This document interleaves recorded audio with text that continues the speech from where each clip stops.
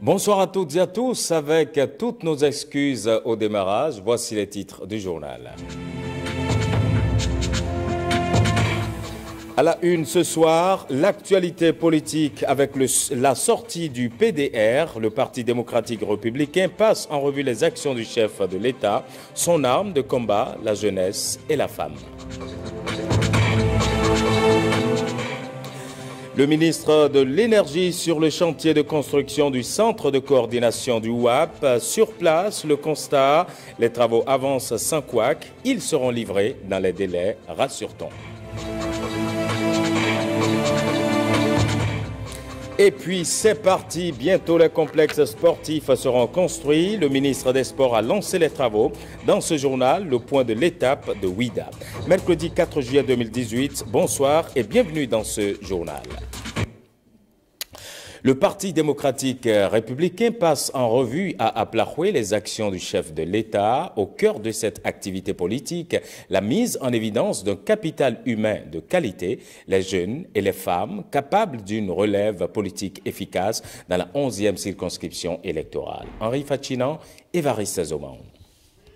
Cette jeunesse du PDR dans la 11e circonscription électorale est avant tout engagé aux côtés du président Patrice Talon.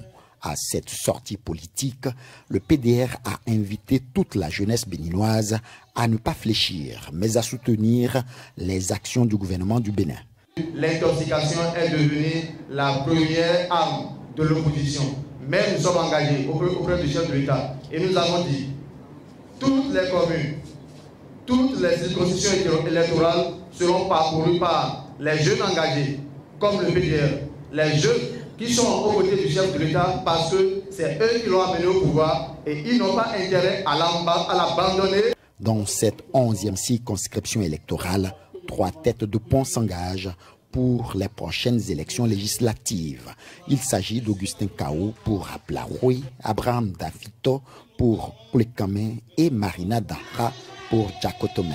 Cette femme candidate est la preuve que le PDR innove en mettant un point d'honneur sur la candidature féminine dans le Koufo. Le peuple Adja est très conservateur. Ici, la femme est faite pour le ménage et les travaux champêtres. Il est rare de voir une femme se lancer en politique et réussir. Chers parents, nous avons pris le risque d'oser et estimons qu'avec vous à nos côtés, nous réussirons à changer la donne. De même, lorsqu'un parent entreprend et sent qu'il vieillit, il songe à passer la main aux enfants avant de s'en aller. Les jeunes que nous sommes veulent apprendre aux côtés des aînés qui ont fait leurs preuves en politique.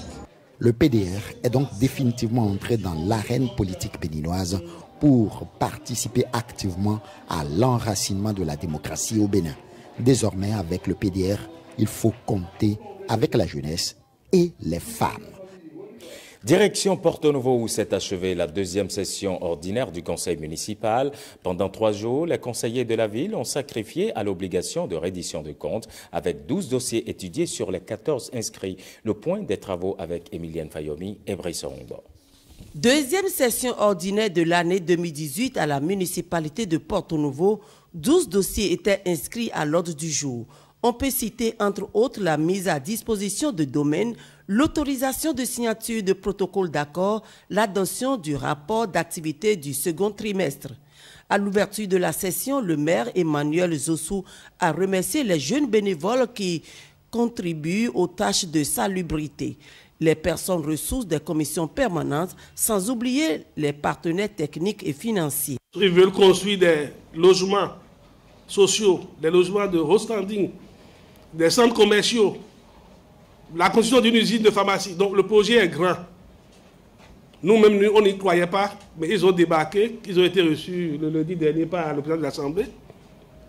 Et ils tiennent à ce que tout se fasse vite. Ils ont déjà les moyens, les ressources mobilisées. Selon les propos du maire Zossou, le gouvernement a montré déjà sa disponibilité pour la concrétisation du projet de l'hôtel de ville. C'est un projet qui a été élaboré depuis bientôt 1 an. Nous avons travaillé avec ses partenaires qui veulent aider les employés de la mairie à avoir des logements payables sur 25 ans. Donc, et nous avons vu dans quelle mesure nos enfants qui sont à l'extérieur, les fils et filles de Porto-Novo qui sont de la diaspora, qui veulent avoir des domiciles, des villas, même de haut standing dans leur ville, comment faire pour pouvoir leur permettre d'avoir ça dans de très bonnes conditions. Donc c'est une grande société internationale avec qui nous sommes en train de travailler. Et ils étaient là. Ils ont participé aujourd'hui à l'adoption de la mise à disposition du domaine. Ils ont expliqué quelles sont les conditions techniques qui sont réunies déjà pour que, même depuis Paris, BOA Paris, BOA Machine, les gens peuvent rester là-bas et avoir des logements construits très rapidement ici. Emmanuel Zossou avise tout de même les élus et conseillers que dans les 10 prochaines années seront appliqués les budgets d'austérité. Venons-en à la visite du ministre de l'Énergie sur le chantier de construction du centre de coordination du WAP. Jean-Claude Donaoussou est allé constater le niveau d'avancement des travaux et, visiblement, aucune fausse note sur le terrain. Reportage Jean-Claude James, Ramatou Lawani. Cette visite intervient quelques jours après le lancement officiel du marché régional de l'électricité. Le site de construction du CIC, Centre d'information et de coordination du système d'échange d'énergie électrique ouest-africain, accueille donnant Jean-Claude Oussou avec sa double casquette, celle du représentant du gouvernement et du président du réseau des ministres de l'énergie ouest-africain. Nous sommes ici sur un site, je dirais, à la fois stratégique et névralgique pour le système électrique ouest-africain, à plusieurs titres. Ce sera à la fois le centre de gestion, ce qu'on appelle le dispatching régional, et d'ici, on va savoir tout ce qui se passe sur l'ensemble des 15 pays de l'Afrique de l'Ouest. Deuxièmement, le marché de l'électricité que nous avons lancé vendredi dernier aura donc son siège ici, la salle des marchés, d'où les acheteurs ou les vendeurs procéderont donc aux différents échanges du domaine.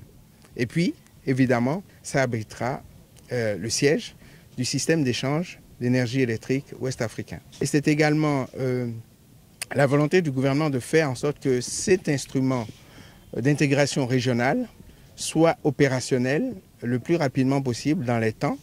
Le secrétaire général du WAP, West African Power Pool, reste confiant quant au respect du délai d'achèvement. Le délai d'exécution globale du chantier est de 33 mois en fait que nous avons. Il y a 2 entreprises qui travaillent sur le chantier. L'entreprise qui a la construction, donc un délai d'exécution de 24 mois, est en retard. Elle est en retard d'environ 6 mois. Elle a un taux d'exécution de 43% aujourd'hui. La première entreprise, celle qui fait l'équipement et qui est vraiment un travail qui doit durer le plus, qui doit continuer le délai, elle n'a aucun retard.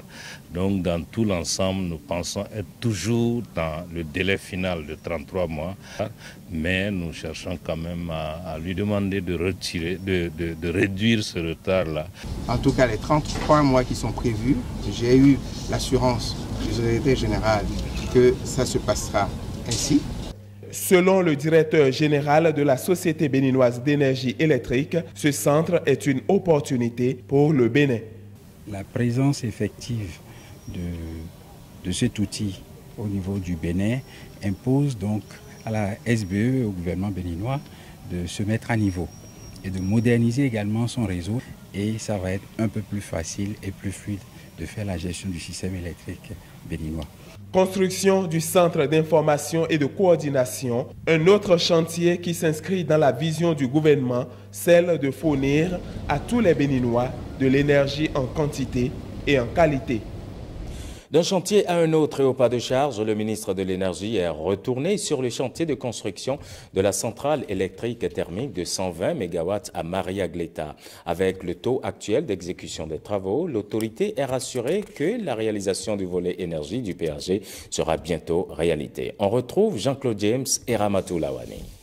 À sa descente sur le terrain en avril dernier, le taux d'exécution physique était de 25%. Environ 3 mois après, le ministre de l'Énergie constate le bond en avant fait par l'équipe en charge des travaux de construction de la centrale de 120 MW à Maria-Gleta. Aujourd'hui, nous avons atteint un taux de réalisation physique globale sur le projet de 45% contre une réalisation financière de 40%. On ne lâchera aucun morceau parce que l'engagement du chef de l'État, son implication se traduit dans le secteur de l'énergie par cette grande réalisation historique que vous voyez aujourd'hui. Et cette réalisation concrète, observez, vous voyez l'évolution des travaux.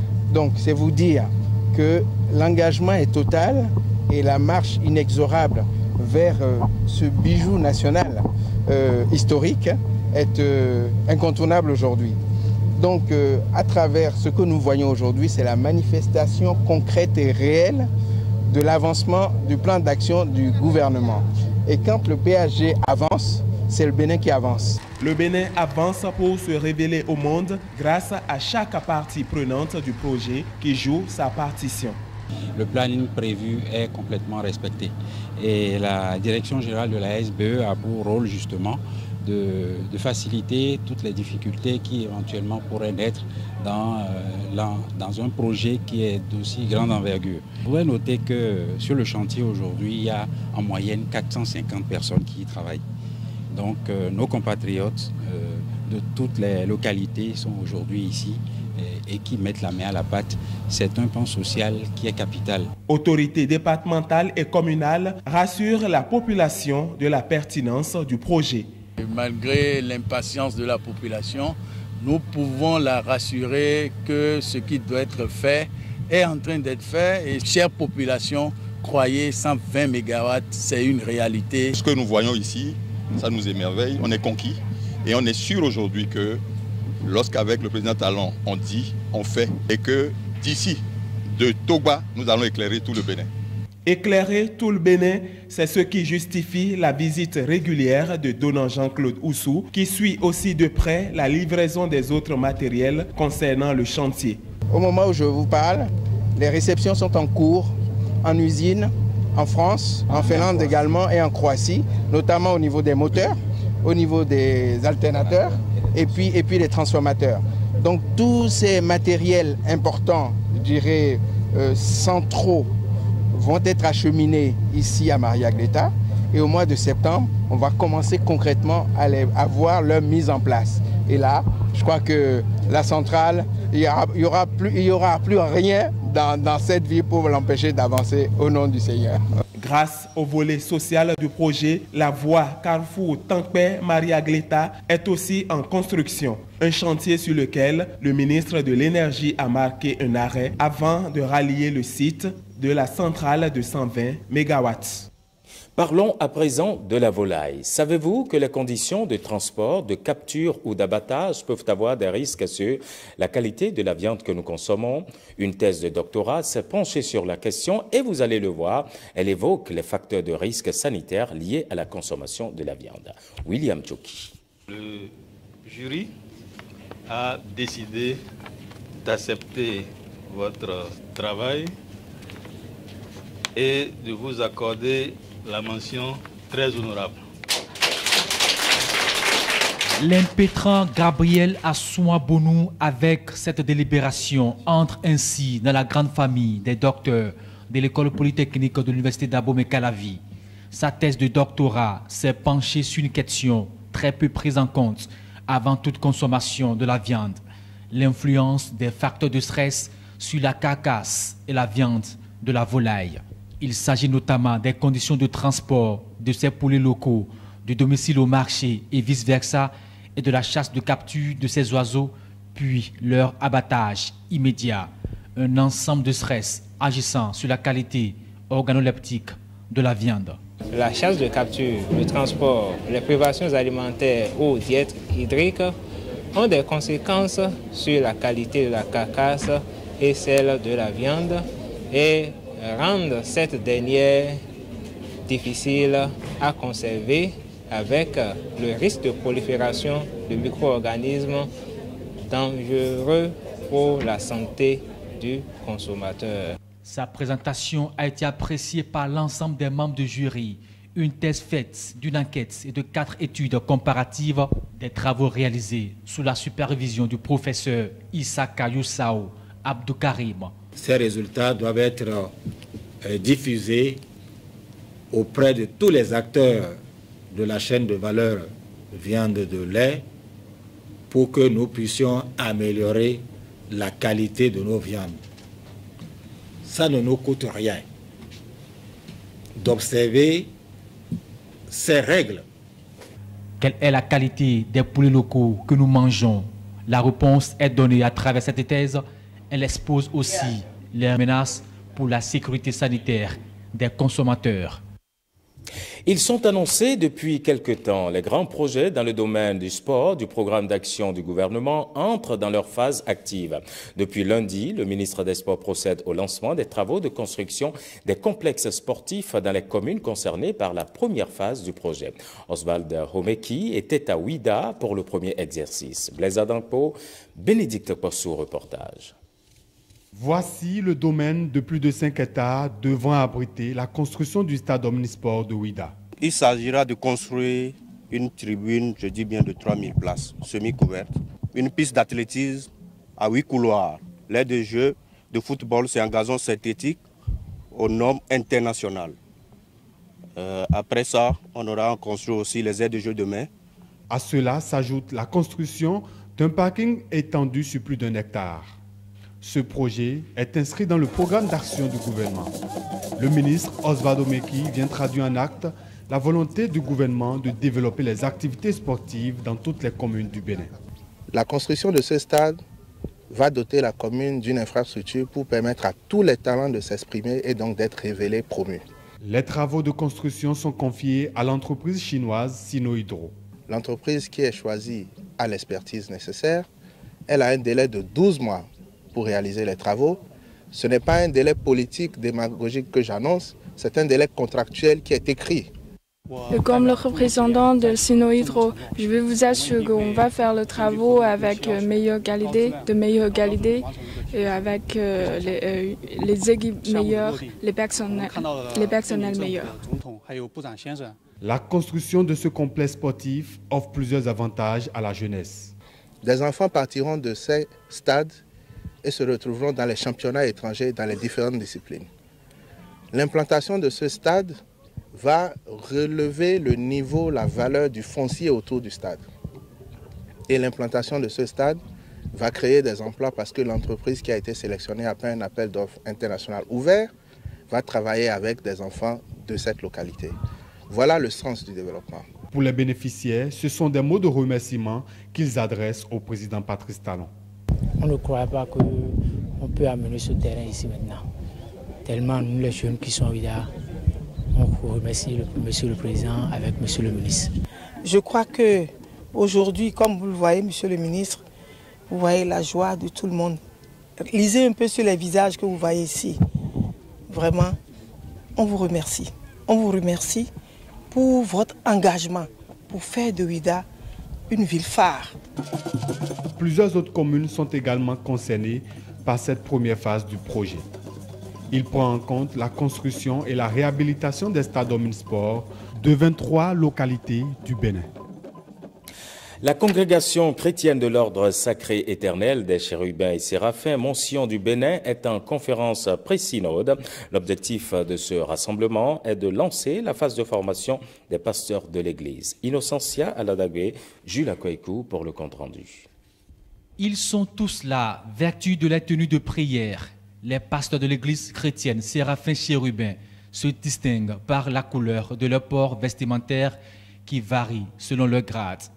Pour ces hommes de Dieu de l'Église chrétienne séraphins chérubins Monsignor du Bénin, l'heure est à la concertation. À cette rencontre, ils entendent renforcer leur capacité et aptitude à prêcher la parole de Dieu et à réfléchir sur la situation sociale du pays. Ce n'est pas que, mais aujourd'hui, c'est aujourd'hui qu'ils vont commencer l'apprentissage. Ils faisaient déjà la prédication, mais il faudrait chercher à aller loin dans la prédication, à évoluer. Les réflexions de cette assemblée des hommes de Dieu se focalisent sur le thème Église, chérubin et séraphin Monsignon, aujourd'hui et demain, quel est l'impact sur la vie des fidèles pour le développement du Bénin. Aujourd'hui, l'Église risque d'être citée dans les jours à venir comme menace à la sécurité humaine. Donc pour ne pas y arriver, nous sommes obligés d'accompagner de pareilles initiatives pour permettre aux jeunes, tout en pensant à Dieu, de penser au développement de leur pays. Au thème du synode, les pasteurs de l'Église chrétienne Chérubin Séraphin du Monsignon seront investis d'une mission, celle de propager le message biblique jusque dans les hameaux les plus reculés. Un public reportage pour boucler ce journal. 1998-2018, 20 ans déjà que l'entreprise chinoise Sanya se retrouve au cœur de la fabrication des motos. Pour célébrer cet événement, les responsables de cette maison de fabrication ont choisi le Bénin, pays dans lequel Vitracosal commercialise leurs produits. L'événement s'est déroulé dimanche dernier à Godomain. Patrick Ayadji et Monique Thoron y étaient.